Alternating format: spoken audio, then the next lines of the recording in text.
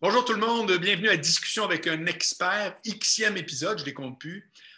Aujourd'hui, on va parler d'un sujet névralgique, archi intéressant, je sais qu'il intéresse beaucoup de monde, qui est le email marketing et le marketing numérique en général, qui se décline en plein de trucs, on le sait, le SEO, le SEM, on ne commencera pas à faire nos smats avec les buzzwords, là.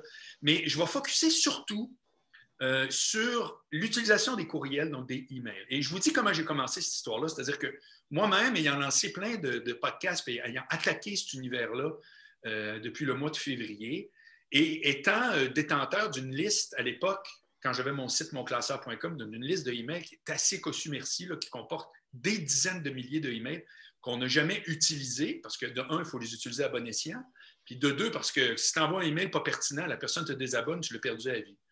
Fait que je suis très intéressé à ça à titre personnel. Et puis, j'ai donc fait un appel à tous dans mon LinkedIn pour que des gens me recommandent des personnes. Et puis, j'ai eu beaucoup de recommandations et j'ai vu qu'il y avait des façons de voir le marketing email puis le marketing numérique qui variaient d'une personne à l'autre. Donc, aujourd'hui, j'ai un premier invité, mais je dis premier parce que ça va être un peu une série. Alors, Discussion avec un expert est devenue une série Netflix fantastique, mais ça va être une série dans le sens que je sais qu'il va y avoir des réactions à cette entrevue d'aujourd'hui et que d'autres personnes vont me relancer, puis qu'on va faire le tour de plusieurs aspects de ça, parce que tout ça ne s'oppose pas.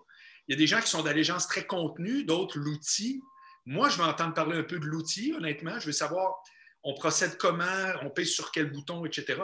C'est qu'on va vraiment décortiquer ça, puis j'espère que ça va être utile à plein de monde, en tout cas, moi en premier. Et mon premier invité, c'est Alexandre Touin, qui est Bonjour. de Insight. Attends un peu, j'ai déjà oublié le nom chez vous. C'est Dialogue Insight. Dialogue Insight, excuse-moi. De Dialogue Insight. Et c'est Pascal qui m'avait écrit chez vous en premier. Puis aujourd'hui, elle a un problème de gorge, elle ne peut pas faire. Puis elle m'a proposé d'être avec Alexandre. Donc, Alexandre, dans un premier temps, avant qu'on tombe dans le fond, j'aimerais avoir ton parcours. Donc, qu'est-ce qui Oui. t'a amené à la compagnie? Et puis, que tu me parles aussi, qu'est-ce que tu trouves qui est la compagnie où est-ce que vous êtes, donc chez Dialogue Insight. Puis après, j'aurai évidemment des questions pour qu'on rentre réellement dans comment vous abordez ça, le marketing digital, parce que j'ai vu sur votre site qui est très bien fait, très clair, que votre offre est SMS, courriel. Alors, honnêtement, je suis bien sensibilisé à ça, mais on en a beaucoup à défricher. Donc, commençons avec ton parcours.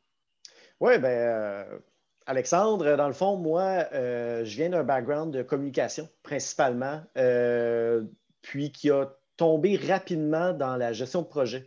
Gros dada personnel que j'ai découvert avec le temps, c'est tout ce qui est la notion de projet.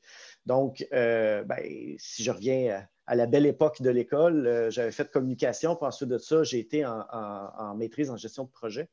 Puis, j'ai été touché un peu plusieurs éléments. J'ai un parcours un peu atypique. Là. J'ai travaillé en radio. J'ai travaillé aussi, j'ai enseigné le lancement d'entreprise parce que j'ai eu une entreprise en événements culturels pendant quelques années. Et maintenant, je suis chez Dialogue Insight depuis un bon bout de temps. Je me suis calmé. Je suis maintenant, ça fait 8 ans que je suis chez Dialogue Insight. Puis officiellement, je suis responsable au niveau des opérations. Donc, moi et mon équipe, on est là pour appuyer le client autant en termes technologiques, techniques que stratégiques pour savoir comment on peut justement aller plus loin avec leur volonté stratégique marketing, communicationnelle, là, peu importe le canal, dont le courriel, qui est effectivement un des fers de lance, là, particulièrement au Québec, au niveau de la communication. Est-ce que, pour commencer, parce que je vais vouloir aussi que tu me parles un petit peu de l'entreprise, mais tout de suite, parce que j'ai un premier truc qui me vient en tête, est-ce que on doit commencer par montrer au client comment collecter l'information qui lui provient. Dans le sens que moi, par exemple, j'ai des podcasts, je reçois des commentaires, Ouais. mais je laisse tout ça aller, comprends-tu? C'est comme, je collecte rien. Est-ce que c'est pas la première étape, c'est de savoir comment ramasser tout ça qui nous parvient gratuitement quand on fait du contenu? Ouais, c'est un peu drôle. Je fais un parallèle rapide. Des courriels, on en a tous un. Hein? Une adresse courriel, on en a tous un. On utilise tout ça de manière au minimum personnelle. Mon boss m'écrit, j'écris à mes parents. C'est quelque chose. Puis pour nous, c'est naturel. C'est un canal comme le SMS ou quoi que ce soit. Alors que derrière, il y a beaucoup d'éléments qu'on ne pense pas en tant que consommateur, même si on consomme de ce média-là. Il y a beaucoup d'éléments techniques, éléments. Puis un des éléments qui est très, très important, c'est la notion de la donnée. Comment on fait pour parler, tu l'as dit, là, si le message n'est pas pertinent, les gens vont se désabonner. Bien, comment je fais pour savoir la pertinence que j'ai quand je m'adresse? Puis quand je suis une entreprise, puis que je m'adresse à 5, 10, 15 000 personnes, si on va avec des gens majeurs, ça peut aller, des clients majeurs, ça peut aller jusqu'à plusieurs millions de personnes. Mais comment je m'adresse à eux de manière pertinente alors qu'on est tous très différents? Puis comment je m'adresse à eux pour m'assurer que l'engagement est le bon? Fait, oui, une des premières étapes qu'on va regarder avec le client, c'est l'état actuel de sa base de données, qui peut être de là à là, dépendamment de où il part. Comme tu disais, tu as un nombre de contacts importants, toi, d'une certaine époque, que tu ne sais pas trop quoi faire avec ça. Bien, une des premières choses qu'on regarderait, c'est quel genre d'informations tu as. As-tu juste adresse courriel, nom, prénom? As-tu plus d'informations que ça? Puis après ça, on va commencer à essayer de réfléchir. Ben, en fait, avant de réfléchir, on va essayer de comprendre. C'est qui l'entreprise? Donc, c'est qui Marc Boilard? Qu'est-ce qu'il veut faire avec ça? Pourquoi il veut faire ça? Puis ensuite de ça, on va essayer de commencer à regarder bien, où sont les trous dans la base de données. Puis là, on va commencer à parler de stratégie d'acquisition pour aller chercher cette information-là, pour essayer d'avoir une base de données qui va être ce qu'on appelle une base de données plus clean, plus propre, qui va avoir plus d'informations pour qu'on puisse commencer de parler de pertinence avec les gens avec qui on parle. Dans le concret, là, ouais. N'importe qui reçoit ou émet des emails, des SMS ou même des messages Facebook. OK, je mets ça, moi, là, communication numérique. Ouais. C'est quoi dans le concret qu'on fait pour tout à coup, comment je dirais ça, supputer ça, ma foi du bon Dieu? Le mot n'est pas comptabilisé. C'est vraiment dire, voici, ça fait partie d'une liste. C'est quoi exactement? Parce que je vois passer là, des CMR et des trucs de même que je ne sais même pas si c'est ça, c'est CRM ou CMR. Là, On dit CRM la part du temps. Bon, c'est ça. Mais j'ai aucune idée comment tu sais, genre, faire rentrer ça, là. Comment sur... Ben, ces outils-là, là, voilà comme, ça va avoir l'air méchant ce que je dis, mais pas du tout. Là. Mais voilà comme un chiffrier Excel glorifié. Dans le sens que c'est un ensemble d'informations que tu peux structurer pour ajouter de l'information. Donc, tu vas pouvoir avoir, par exemple, mettons que je suis un ancien client à mon classeur, j'existe dans tes choses. Donc, pour l'instant, tout ce que tu as, c'est potentiellement mon adresse courriel, mon nom, mon prénom, puis peut-être certains éléments que tu connais par rapport au classeur, sexe, préférence, etc. Ça, tu l'as. Ensuite de ça, comment je viens pour venir peaufiner cet élément-là? Il peut y avoir beaucoup, beaucoup de stratégies qui se reflètent habituellement dans deux catégories. Il y a aller demander à la personne. On peut définitivement aller poser des questions. L'exemple facile, organiser des concours. On organise un concours, on a un formulaire, on pose des questions. Quand on va sur le web, remplir un concours pour, je ne sais pas, là, des points pour la SAQ, bien, ils vont nous poser des questions. Bien, l'objectif de ça, c'est de pouvoir améliorer l'information qu'on a. Okay. Ça, c'est la première chose qu'on peut faire. L'autre chose qu'on peut faire, ça, c'est souvent quand les gens envoient déjà des communications, c'est commencer à mesurer l'interaction qu'ils ont individuelle. On s'entend là, pas manuellement et on met des règles d'affaires que les systèmes vont venir faire, mais si, par exemple, je clique tout le temps sur le même type de contenu dans l'infolette, bien ça, il faut que je le capte pour que tu saches qu'Alexandre, sa préférence, c'est quand ça touche ce genre de sujet-là plutôt que celui-là. Et ce qu'on va pouvoir faire à terme, un des premiers éléments de personnalisation, d'engagement qu'on va pouvoir faire, c'est potentiellement juste ordonnancer les contenus dans ton infolettre selon les intérêts. Ce qui fait que toi, tu vas voir le même contenu que moi, mais les sujets qui t'intéressent vont être plus haut dans le courriel que pour moi, et ça, qui va être différent. Ça, Alexandre, dans le fond, ça s'ajuste même au fil des communications. Ah oui. Oui, définitivement. C'est ça l'objectif. C'est toujours de. On a le fer de lance qu'on a toujours dans toutes nos réflexions, c'est toujours le bon message à la bonne personne au bon moment. Donc, c'est les trois axes qu'on va regarder, l'ensemble des stratégies qu'on va faire. Comment on s'adresse à la bonne personne, le bon contenu, donc le contenu plus élevé, puis ça peut varier dans le temps.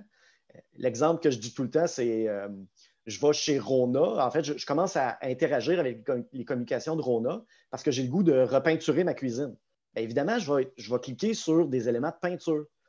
Mais dans 2 ans, la peinture, c'est fait, là. Potentiellement, bien que dans 2 semaines, ça va être réglé. Donc, Ouais. la notion de s'ajuster en temps réel, de mettre des règles de temps par rapport à ça pour dire, bien, mon produit, habituellement, s'il ne l'a pas consommé après X temps, bien, il faut que je passe à autre chose, il faut que j'aille sur une autre tentative, etc. Donc, on va aller mettre des règles en place comme ça qui vont faire qu'on va se rapprocher d'une communication un à un, donc que chaque communication est différente, le plus possible, c'est ce qu'on veut. OK, super. Maintenant, prenons un point de départ de la conversation comme de quoi d'extrêmement précis et concret, c'est-à-dire une infolette. Oui. OK? Alors, au-delà de tout ça, tu pourras me répondre que vous autres, vous liez ça avec des envois d'autres natures, SMS ou autres. Mais partons vraiment, ce qui est mon propre projet, qui est le projet de plein de monde qui nous écoute. Oui. Comment je démarre une infolette? Alors, évidemment, moi, au début, quand j'ai commencé mon... Parce qu'il faut que tu saches qu'avant qu'on fasse l'épisode d'aujourd'hui sur ce sujet-là, j'ai commencé par approcher des gens qui disaient « Je suis spécialiste WordPress ». Je me disais « Ah, de WordPress, on peut envoyer des... » Puis en faisant mes recherches, puis en ayant des feedbacks, j'ai fait « Non, non, non, je ne tire pas à bonne place. C'est pas comment monter un site. Qui peut envoyer des infolettes? Non, ça me prend un thinking puis une expertise d'infolettes, de newsletter. Commençons par ça, OK? Je suis un client, je pourrais être Marc Boilard ou bien le gars marketing d'une entreprise de 20 employés, on s'en tape. N'importe qui aimerait avoir une infolette cossue, je ne peux pas croire. C'est quoi le premier point de départ? Tu commences comment quand tu consultes un client qui dit « Bonjour, M. Touin, moi, je veux monter une infolette, je veux qu'elle dure le restant de mes jours. Et puis, voici, je vends telle affaire. » On commence par quoi, là? Bien, ce qu'on va regarder en premier, c'est pourquoi. Pourquoi tu veux avoir une infolette? Je veux augmenter mes ventes. Ah, OK. C'est pas la même chose que quelqu'un qui dit je veux faire reconnaître ma marque. Je veux que ma marque soit plus connue dans le réseau. Je ne veux pas nécessairement vendre. Le vendre, ça verra en deuxième étape. Pour l'instant, je veux juste que mon nom se reflète un peu plus. Ça va être 2 stratégies complètement différentes qu'on va regarder. On va regarder premièrement le pourquoi. Je prends l'exemple. Moi, ce que je veux, c'est augmenter mes ventes. Partons avec ça. Là. Disons que pour le reste des exemples, ça va être attaché à cette stratégie-là. Mais là, on va dire, OK, en communication, tu le sais, des axes sur lesquels on peut travailler pour augmenter les ventes, il n'y en a pas 10 000. Il y en a 3, fréquence, récence, puis placement. Donc, à partir de là, ce qu'on va regarder, c'est commencer à regarder, c'est là, je te disais, la propreté de la base de données, quelle information qu'on a. Si on n'a rien, on va commencer à les regarder beaucoup au niveau de la consommation. Parce que l'engagement est souvent beaucoup plus pertinent au niveau des actions des gens. C'est là qu'il y a le plus de crunch, c'est là qu'on peut en apprendre le plus. Oui. Donc, c'est ça qu'on va commencer à regarder. Puis une des choses qu'on va faire, c'est qu'on va commencer à envoyer des infolettes pas trop personnalisées. On va faire ça simple. Attends un peu. Parce que tu parles d'engagement. Je veux vraiment qu'on saute aucune étape. Quand tu parles d'engagement, ça veut dire, dans le fond, quand est-ce que tu reçois un feedback de n'importe où de ta clientèle qui achète ou s'est montré intéressée? C'est ça que tu me dis? Oui. Il y a l'objectif. Ensuite de ça, on y va beaucoup par la technique du pas à pas. Donc, on va commencer avec une source, probablement la source qui a le plus d'informations. Par exemple, si tu as un site web, c'est là que tu fais tes ventes, bien, tu as un site transactionnel, bien, on va aller premièrement se rattacher à ça, puis on va essayer d'aller voir qu'est-ce que tu as comme engagement. Parce que si tu as un service qui, par exemple, fait de l'accumulation de emails, puis de l'autre bord, tu fais de la vente transactionnelle, bien, il faut que tu crois ça, là, parce que de savoir qu'Alexandre Touin achète à tous les mois, ça commence à être très pertinent. Et c'est là que tu vas pouvoir commencer à bâtir des éléments plus de personnalisation. Ça veut-tu dire que de collecter des emails, c'est une étape névralgique obligatoire? Alors ça, oui, parce que tu disais, peu importe ce qui se passe, il va y avoir une déclinaison dans le temps. Ta base de données va rapetisser. Veux pas, il y a des gens qui vont se désabonner, ça va arriver. Mais il y a aussi des gens qui vont juste arrêter de lire ton email, puis il va juste être dans sa boîte et tout ça. Ce qui fait que ton niveau d'engagement, si tu fais juste garder ta base de données, ton niveau d'engagement, il va faire continuellement. Donc, c'est un travail toujours en commun de venir chercher des nouveaux contacts, chercher des nouveaux clients, et à partir de là, on va venir grossir la base de données qui va avoir un rétrécissement naturel. Mais en faisant ces efforts-là, ça devrait se maintenir au minimum. Et ce qu'on objecte, c'est vraiment augmenter cette quantité d'informations-là et cette quantité de contacts-là. Là, j'ai une question Ouais. qui va être vraiment de l'ordre du contenu pur. Oui. OK? C'est quasiment une attaque que je vais te faire. OK. Ce que je veux dire par là, c'est que. Je peux en prendre. Non, Vas-y. non, non, mais tu vas comprendre pourquoi. Tu vas comprendre exactement ce que je veux dire. Si tu étais une agence de pub, je dirais la même affaire, ou n'importe quel consultant. Ça traite tout le monde est dans ce bain-là, moi le premier. Mm-hmm. Quand vient le temps, parce que là, tu viens de parler qu'à quelque part, ça se peut que je reçoive la newsletter, que je suis un client potentiel, mais qu'elle m'intéresse moins. Donc là, on ne parle plus d'outils, on parle purement du contenu. Oui. Comment tu fais, ou quelle collaboration tu fais avec le client avec qui tu travailles, étant donné que tu ne seras jamais expert de toutes les industries, comment tu fais pour pouvoir conseiller ton client sur le type de contenu qu'il devra mettre dans sa newsletter? C'est une bonne question.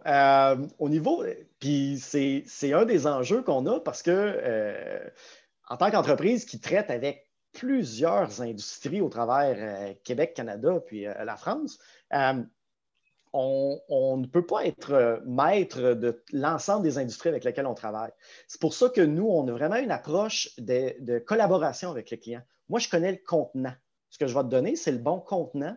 Puis on va travailler vraiment la notion de chacun des contenus. On va le travailler en collaboration ou potentiellement avec un autre joueur avec qui tu travailles usuellement, une agence ou quelque chose comme ça. Là, on va vraiment aller travailler. Moi, je sais que, je prends l'exemple qu'on parle au niveau du désengagement, ça prend une campagne de réengagement. Une campagne de réengagement, je sais comment bien la mesurer pour savoir quand est-ce qu'elle est efficace, quand est-ce qu'elle ne l'est pas. Et comment tweaker pour venir bien mesurer puis faire des petits tests pour essayer de toujours être le plus optimal au niveau de ça. Ça, c'est mon expertise. Ce que je vais travailler avec toi, c'est au niveau du message. Moi, je sais l'angle qui va fonctionner ou je vais essayer avec toi des choses pour savoir qu'est-ce que c'est. Mais je vais me fier vraiment sur le client, sur toi, pour savoir comment on le fait ensemble. Parce que si je rentre chez un client puis j'essaie de lui montrer que j'en sais plus que lui, un, c'est pas vrai. Deux, je vais juste ruiner la confiance que j'ai avec cette personne-là. Nous, notre approche, puis mon approche personnelle, c'est de dire le travail d'équipe est plus fort. Donc, on va vraiment travailler en équipe à ce niveau-là.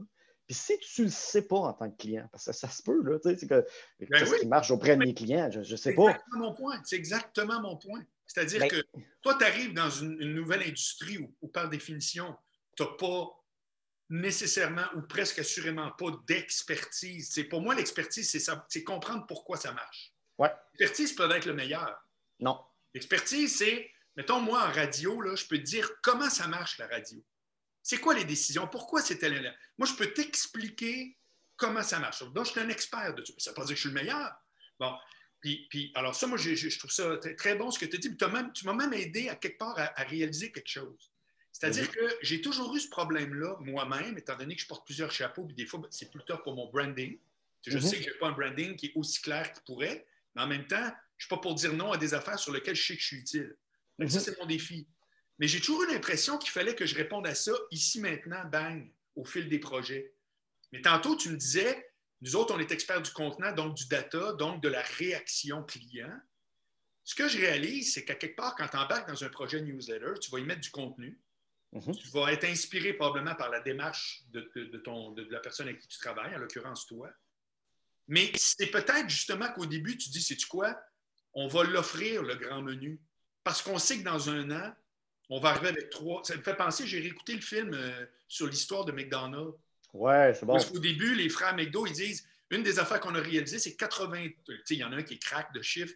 83% de nos ventes, c'est hamburgers, frites, puis les milkshakes. C'est qu'on a tout enlevé le poulet pané puis la patente. Mais dans le fond, tu n'es pas obligé d'arriver avec ces réponses-là au début. Grâce à quelqu'un qui t'accompagne, tu peux dire, hey, sais-tu quoi, tes clients, ils achètent ça à mort. Oui. Bien, je vais même plus loin. C'est pas parce que c'est vrai aujourd'hui que ça va être vrai dans 6 mois. Puis c'est là que tes tests, c'est là que je m'en allais, c'est quand tu commences à envoyer là-dedans, ce qu'on fait, c'est des tests. On essaye, on regarde, on analyse, on réévalue, puis on recommence. Et c'est un marathon, c'est pas une course, c'est vraiment un marathon qu'à chaque fréquence de temps X, selon l'industrie ou quoi que ce soit, il faut recadrer. Il faut dire, OK, on a essayé ça, puis ça n'a pas marché il y a un an. Peut-être que cette année, ça marcherait. Donc, la notion de test, d'adapter, de prendre une partie de sa base de données et de dire, écoute, je vais essayer de quoi cette fois-ci? J'ai eu une idée folle, j'ai reçu un courriel, je trouvais ça le fun, j'ai vu de quoi sur le web, j'ai eu une discussion qui m'a fait allumer sur quelque chose, peu importe. Je vais essayer quelque chose. Je vais prendre, pour mes communications mensuelles, je vais prendre 10 puis je vais essayer ça, puis après ça, on va comparer. Puis après ça, on va adapter, puis on va regarder qu'est-ce qui fonctionne, qu'est-ce qui ne fonctionne pas. C'est, à mon avis, ce qui est le fun avec le courriel, c'est que c'est quelque chose qui est vivant. C'est quelque chose que tu dois adapter parce que chaque email que tu envoies, c'est une nouvelle communication qui va s'adresser à à une personne que tu as peut-être une relation avec ça. La notion de dialogue est très importante dans le courriel. On n'est plus dans le email blast de genre pitch, puis l'important, c'est que j'en aille le plus possible. Tu es mieux d'en avoir moins, puis d'avoir une meilleure interaction avec eux, d'avoir de l'engagement, puis d'aller tirer de l'information qui permet d'ajuster ton message.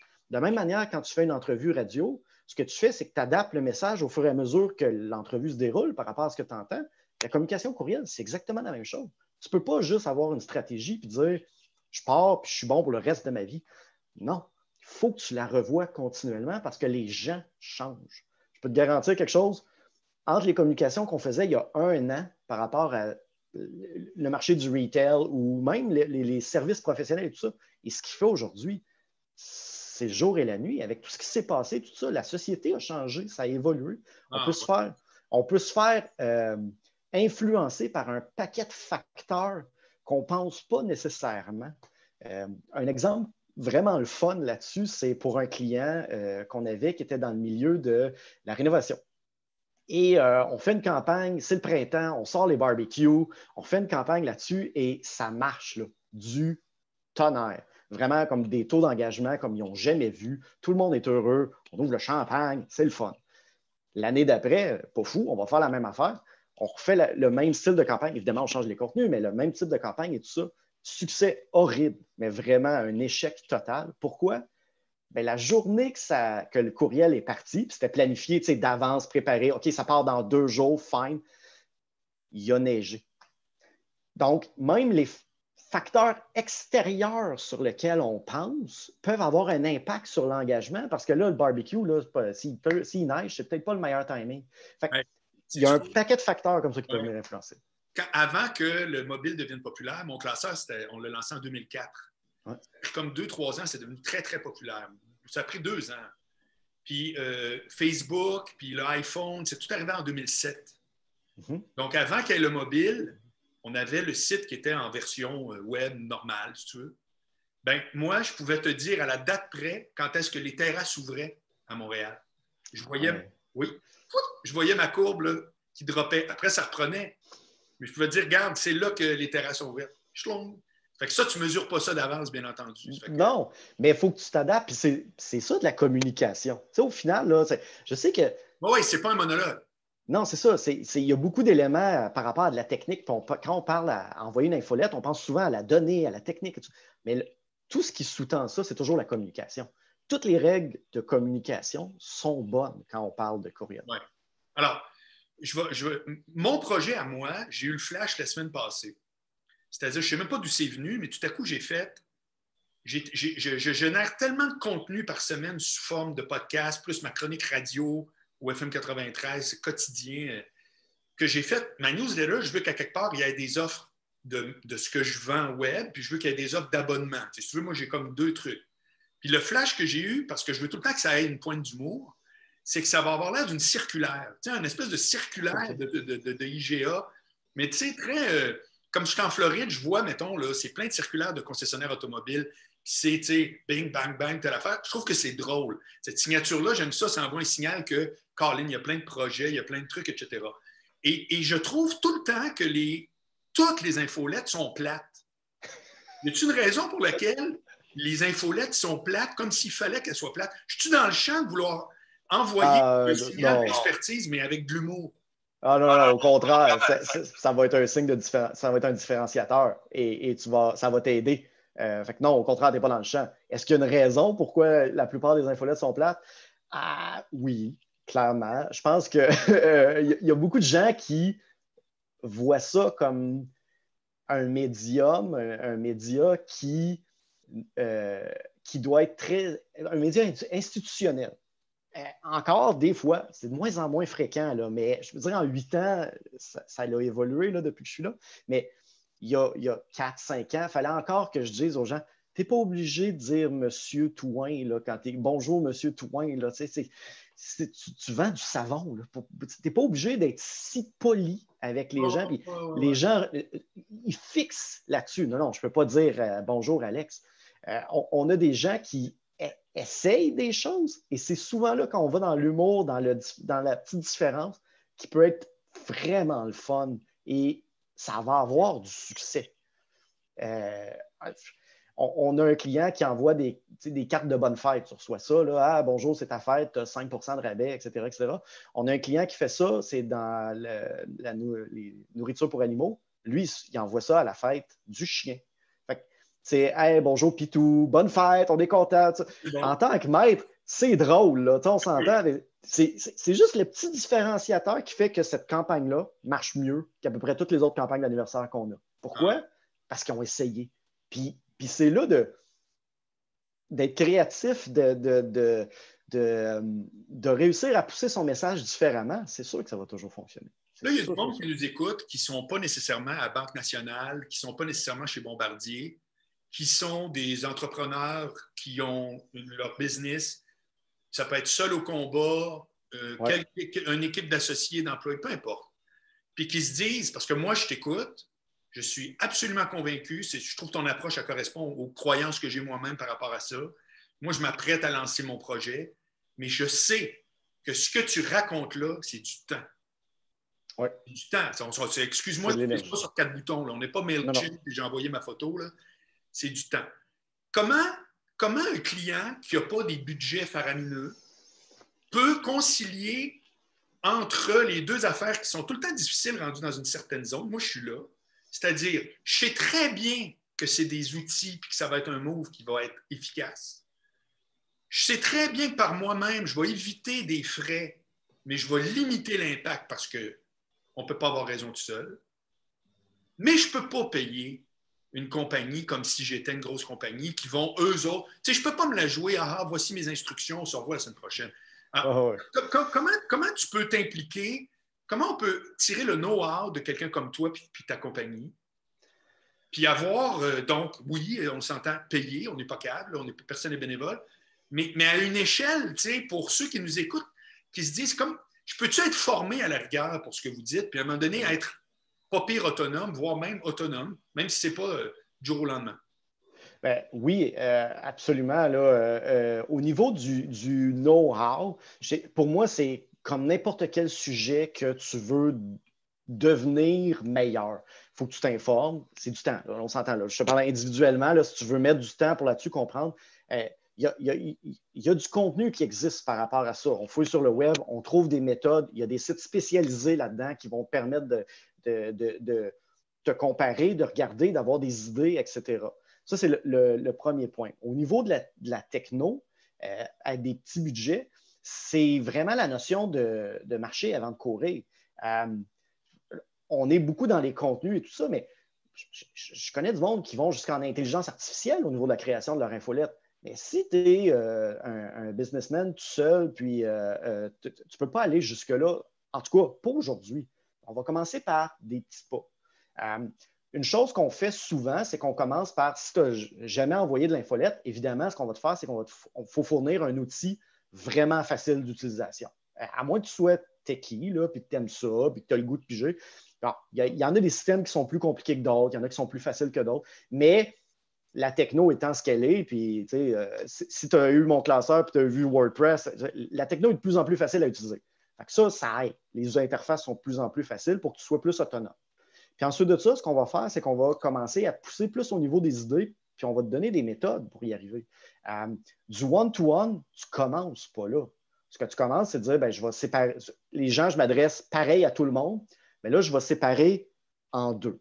Je vais juste faire deux versions de la même communication, ou en tout cas, il y a des outils pour que ce soit plus facile, là, mais je vais faire deux versions parce que ça va te demander plus d'énergie. Créer si tu veux envoyer 2 fois plus de contenu, ça te prend 2 fois plus de contenu. Ah oui. Donc, c'est sûr que ça va te prendre de l'énergie. Commence avec ça. Fais ça 6 mois, 1 an. 3 mois, peu importe selon ton aisance, ta progression et tout ça. Puis après ça, tes deux, on va les séparer en deux. On va tomber à 4. Puis après ça, etc., etc., etc., etc. Puis un jour, tu vas arriver à faire du one-to-one de manière progressive. Quelqu'un qui veut se lancer, qui veut apprendre à conduire, commence pas sur une piste de course. Non. Tu le fais graduellement, puis tu apprends.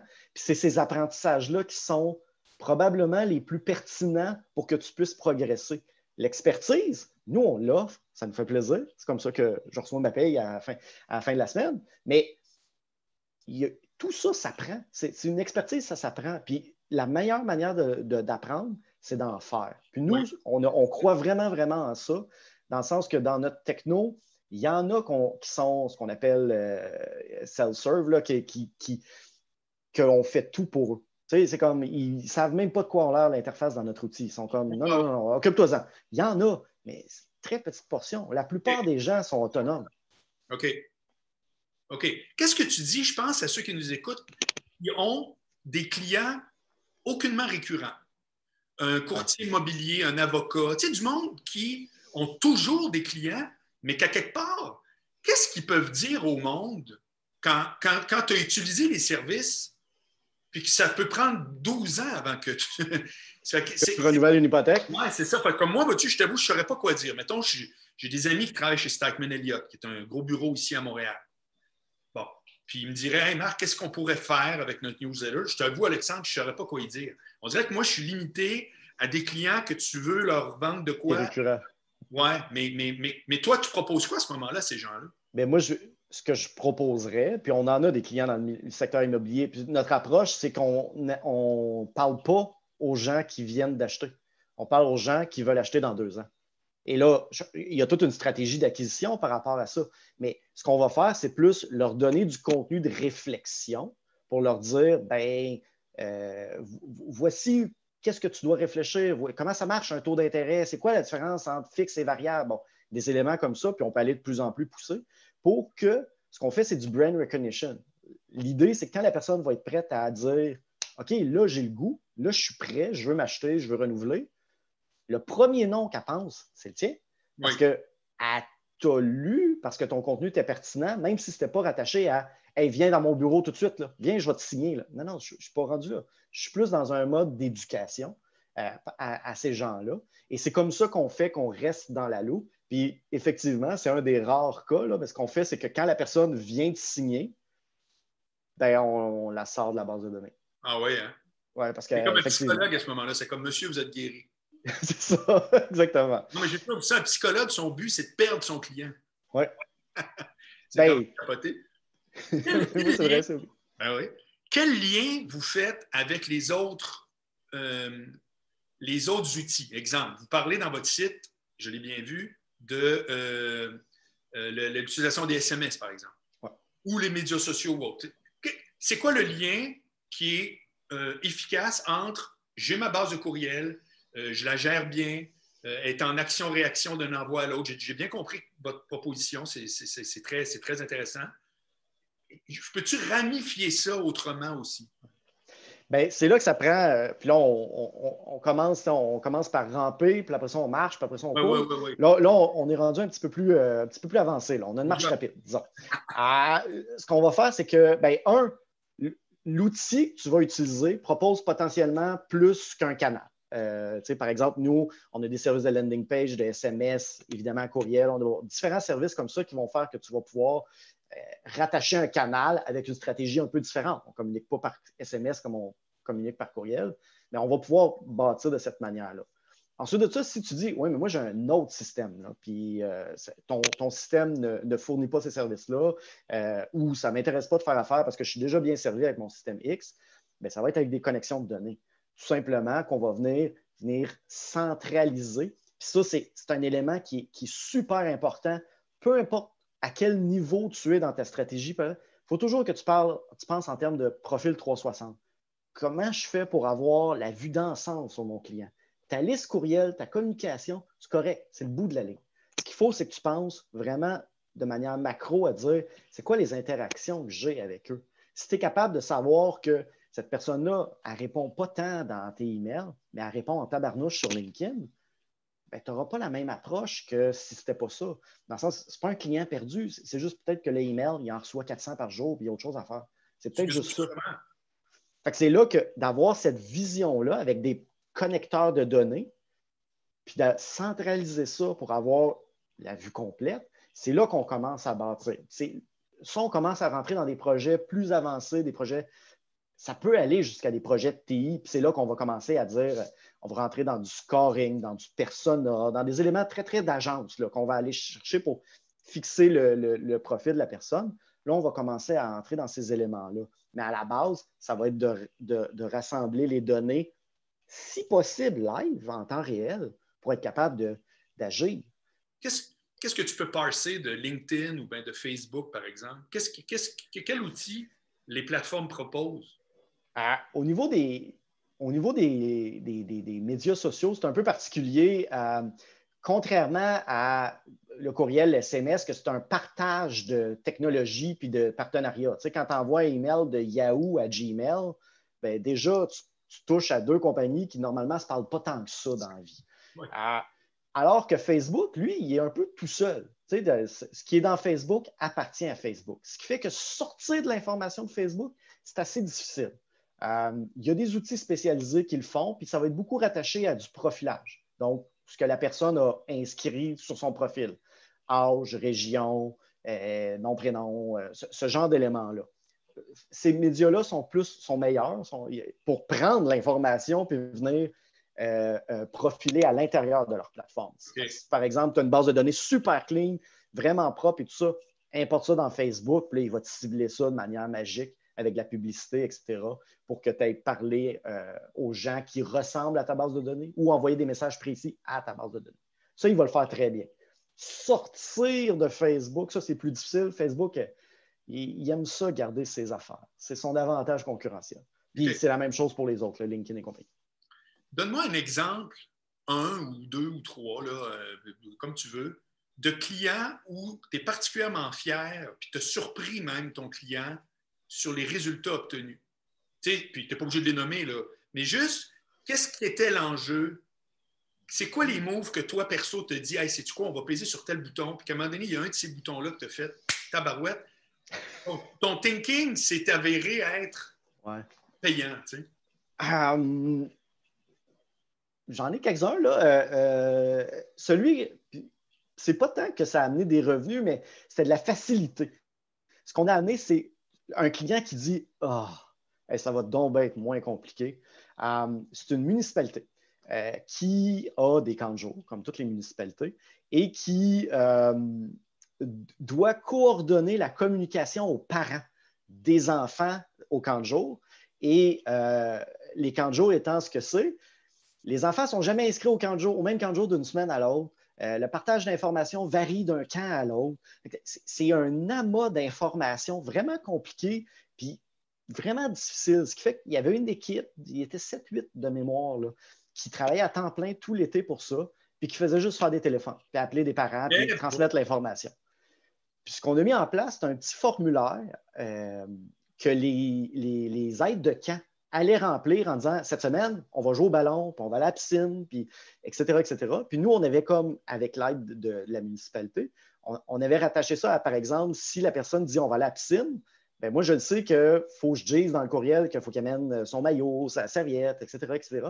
Puis on déclenchait un courriel une fois par jour qui était personnalisé. Donc, ça avait l'air de venir vraiment de ton camp de jour, avec l'en-tête, les couleurs et tout ça, avec « Hey, cette semaine, pour Benjamin, n'oublie pas d'amener ton maillot, tatasi, tatassa. » Puis, on avait travaillé vraiment fort avec eux. Leur objectif, c'était qu'au niveau visuel, ils puissent imprimer le courriel puis le coller sur le frigidaire. C'était toujours la ligne qu'on avait. Il faut être capable de le coller puis mettre ça sur le frigidaire. Puis, à partir de là, on va être gagnant. T'sais, on va avoir réussi. Puis l'équipe de 8 sont passés à 0 finalement à la fin de la mise en place de ce projet-là parce qu'on venait de faciliter le travail de la municipalité. Ça, c'est un de ceux que on était vraiment content. Puis ça prouve que la communication, c'est pas juste de l'infolette, c'est pas juste de la promo, c'est pas juste vendre. C'est être là pour sa clientèle, réfléchir c'est quoi son besoin, puis essayer de la pousser à aller plus loin. Un deuxième exemple serait probablement ben, ce n'est pas un exemple précis, mais c'est vraiment quand on réussit à passer à une nouvelle étape de personnalisation. Quand je dis on passe de 2 à 4, quand on passe de 4 à 16, là, tu sais, 1 à 2, c'est comme, bah oui, OK, c'est pas très compliqué. Mais quand on réussit, puis on l'a fait dernièrement avec plusieurs clients, qu'on réussit vraiment à tomber sur du one-to-one avec des clients majeurs, qu'on réussit à dire, OK, là, tu envoies 500 000 courriels par semaine, puis il n'y en a pas un pareil. Puis ça, c'est fascinant. Tout le monde veut se rendre là. Ouais. Mais après ça, les gens nous reviennent et disent OK, mais je teste ça comment? Moi? Comment je fais pour m'assurer que les 500 000 courriels sont beaux? Puis là, les premières fois qu'on est arrivé dans ces éléments-là, ben, tous nos outils dans la plateforme de test, ben, c'est facile, tu as juste à les regarder ou tiens, tu vas recevoir une copie par courriel dans ta propre boîte, tu vas pouvoir les vérifier. Là, ça n'avait plus de bon sens. Tu ne peux pas recevoir 500 000 courriels. Fait que là, OK, attends, là, c'est une bonne question. C'est la première fois qu'on se rend là. Ben, attends, on va réfléchir. Puis on a adapté de la techno pour donner des outils qui venaient faciliter un peu le travail au niveau des tests. Fait que je te dirais qu'au niveau de la fierté, c'est beaucoup ça. C'est d'être capable d'avancer au même rythme que le client puis d'être capable de lui fournir les outils. Puis là, l'idée, ce n'est pas de faire un pitch de vente, mais c'est ce que j'aime beaucoup chez Dialogue Insight, c'est que nous, vu qu'on est propriétaire de notre propre technologie, quand il y a un client qui m'arrive avec un besoin que je trouve pertinent, qui permet de l'offrir à tout le monde, bien, on se retourne avec le produit, on réfléchit, on trouve une solution, puis on va pouvoir l'appliquer à tout le monde. Ce qui fait qu'on avance beaucoup en aidant les clients au fur et à mesure de leurs besoins. Puis ça, c'est toujours une fierté de voir le client qui trouve qu'on est allé plus loin que ce qu'il s'attendait. Ah ouais. Ou qu'on a juste comblé son besoin qui lui fait sauver du temps. As-tu un chiffre global? Dernière question. Ouais. As-tu un chiffre global sur, parce que moi, je suis très intéressé à cette notion-là de personnalisation des envois. Ouais. As-tu un chiffre, à peu près, une stats, grosso modo, parce qu'évidemment, chaque cas est un cas différent, mais où tu peux dire, ben, règle générale, pour n'importe quelle grosseur d'entreprise ou en moyenne, quand tu passes d'un envoi unique à tout le monde à un envoi personnalisé, les résultats sont X% supplémentaires. Parce que des fois, on décortique les affaires, on est tout content de nos outils, puis au final, on fait ça. As-tu donné vraiment une différence? C'est quoi à peu près la différence que toi, tu t'observes? Oh boy, j'ai pas un chiffre parce que c'est variable principalement d'une industrie à l'autre. Mais l'impact va surtout être sur 2 éléments. L'engagement, donc tu vas augmenter ton taux de conversion, puis tu vas augmenter aussi ta durée de vie de la personne dans ta base de données qui va rester de plus en plus longtemps. Ça, c'est flagrant. Ça, c'est flagrant. Une des choses qu'on va voir, puis ça, c'est très dans le milieu du retail, mais on avait, je me souviens, un client dans bien-être, c'est un spa. Lui, on l'avait calculé, puis il disait, pour chaque pièce que je vends, si la personne, elle est abonnée à ma newsletter, à cette personne-là, je vends 1,25 $. Ça, c'était le ratio qu'on est arrivé, c'était beaucoup plus payant parce que les gens connaissent plus les services, se font tenter un petit peu plus sur les services, donc dépensent plus à chaque visite. Donc, ça, c'est un des éléments qu'on avait par rapport à ça. Mais, tu sais, quand on pense à Amazon, on pense à ces gros joueurs-là qui font ces éléments-là. Il ne faut pas non plus paniquer et penser qu'on est en retard sur tout. Le marché a beaucoup, beaucoup évolué au Canada dans les 5 dernières années. On est rendu, globalement, le marché, là, si je reprends les petits pas, là, on marche. Nous, c'est sûr que dans des technos comme les nôtres et des entreprises comme la nôtre, nous, on rêve de courir tout le temps et on veut amener nos clients à courir. Mais des clients qui courent là, réellement au Canada, il n'y en a pas beaucoup. Il n'y en a vraiment pas beaucoup. Le marché se réveille à ça puis avance vers ça tranquillement. On marche beaucoup plus vite qu'il y a 5 ans, on rampait. Là, les gens marchent. Et c'est tant mieux. Moi, je suis heureux de ça. Ça m'arrive maintenant de me présenter dans des conférences puis de me dire hey, attends, là, il en sait plus que moi. Là, puis c'est un potentiel client, ce n'est pas un fournisseur, c'est quelqu'un qui est allé plus loin que moi dans mes récents contrats. Fait que ça me force à chercher de l'information, à creuser, à trouver des projets avec mes clients pour les pousser encore plus loin.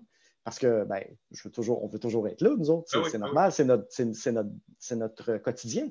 Mais ça fait qu'on est rendu à un moment où les technos peuvent se faire challenger, ce qui n'était pas le cas il y a 5 ans. OK. Là, maintenant, on est capable de se faire challenger. Puis là, ça nous amène dans des projets vraiment plus le fun à faire avec les clients. Ouais. Vous n'êtes plus des notaires. Là. Tu sais, les notaires, on va les voir, puis on fait ça, puis on se dit, ben, qu'est-ce que tu veux, c'est le même. Ben, On va avoir plus de nos. Non, mais c'est intéressant, ça veut dire que l'industrie elle devient plus mature et autres. Alexandre, toi, est-ce que tu veux me dire un mot de la fin aux gens qui nous écoutent ou autres, parce que c'est très, très intéressant. C'est particulièrement éclairant ton affaire, donc j'apprécie beaucoup. Ben, écoute, ça fait tout à fait plaisir. Là. Puis si vous avez le goût de vous lancer là-dedans, Dialogue Insight, on est spécialisé sur le marché depuis 20 ans en communication. On est, comme je disais tantôt, Canadien, pour ne pas dire Québécois de la ville de Québec.